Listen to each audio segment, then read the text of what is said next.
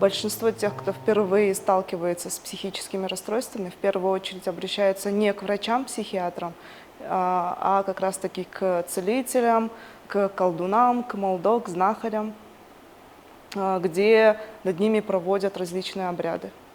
Это обряды либо чаще всего изгнания бесов, джиннов и так далее. А второе – это снятие с глаза.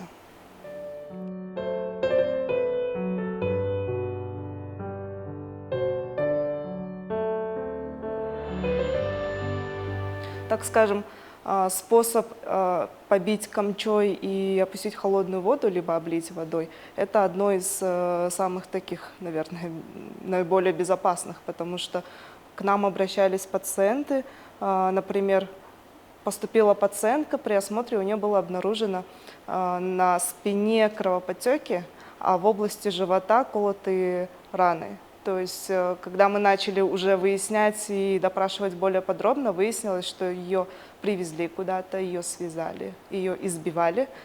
При этом кто-то с ножом втыкал в область живота, делая не глубоко, вот маленькие надрезы, выпуская тем самым плохую кровь. Такой случай был.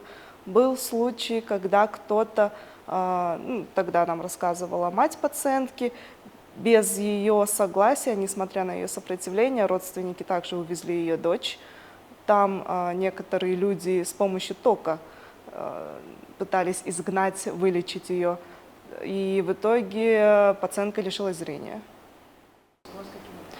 С глаз это чаще всего читают какие-то, не знаю, как это даже называется, какие-то заклинания и с помощью травок. То есть поджигают травки, бегают вокруг, либо дают выпить непонятные вещества.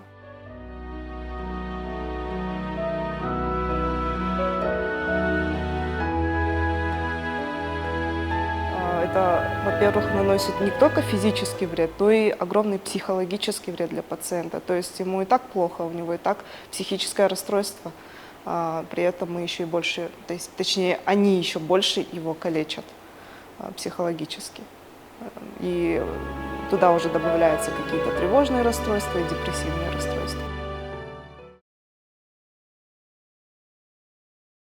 Так скажем, не прогрессирует, а скорее ухудшается течение. Чем быстрее вы обратитесь к врачу, тем быстрее мы начнем уже какую-то поддерживающую терапию, и, соответственно, течение заболевания будет легче, нежели если вы будете обращаться сначала к молдо, терять свое же время. Это приводит к ранней инвалидизации, либо после таких варварских методов это может привести к суициду, к самоубийству. Суицид среди наших пациентов, особенно у пациентов с диагнозом шизофрения, довольно-таки у них высокий показатель.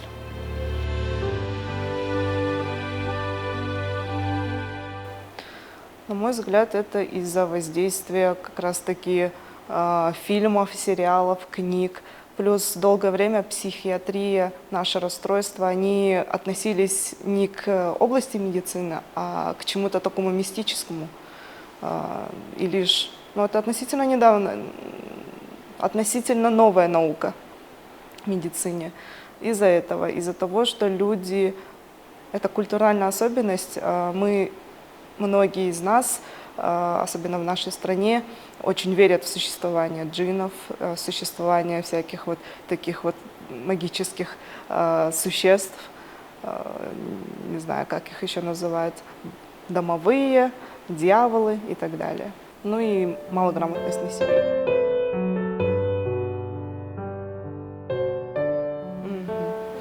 На самом деле мы используем вязки, но используем мы его только в том случае, если пациент может нанести угрозу для себя, либо для окружающих, если он социально опасен.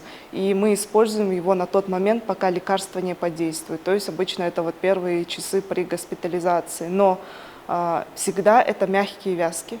Мы используем только мягкие вязки, чтобы не навредить пациенту на запястье.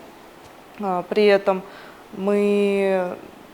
у нас есть специальный журнал фиксации, то есть мы не имеем права просто так по нашему усмотрению кого-то завязать. Мы обязательно это все документируем, мы завязываем его, мы не имеем право на длительное время его завязывать, то есть это обычно 2 часа и меньше, 30 минут, 2 часа, пока не подействуют уколы, например, либо лекарства.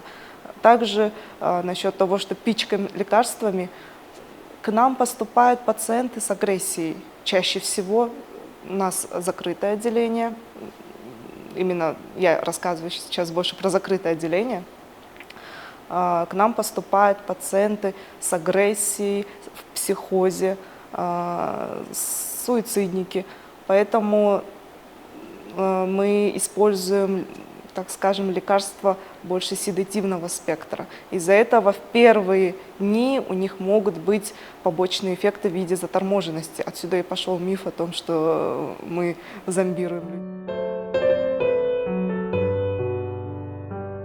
Вы удивитесь, но среди наших пациентов есть и бизнесмены, и те, кто счастливо завели семью и детей, и те, кто успешно работают, те, кто попадают сюда очень редко. То есть все это зависит от того, насколько быстро вы обратитесь к профессионалу и насколько хорошо вам подберут заместительную, поддерживающую терапию, и как вы сами будете к этому относиться, к своему здоровью, будете ли вы принимать или не будете. Истории, так скажем, успеха есть люди с шизофренией, люди с другими расстройствами, очень счастливо могут жить полноценной жизнью, полностью адаптироваться в обществе, быть полноценными членами общества.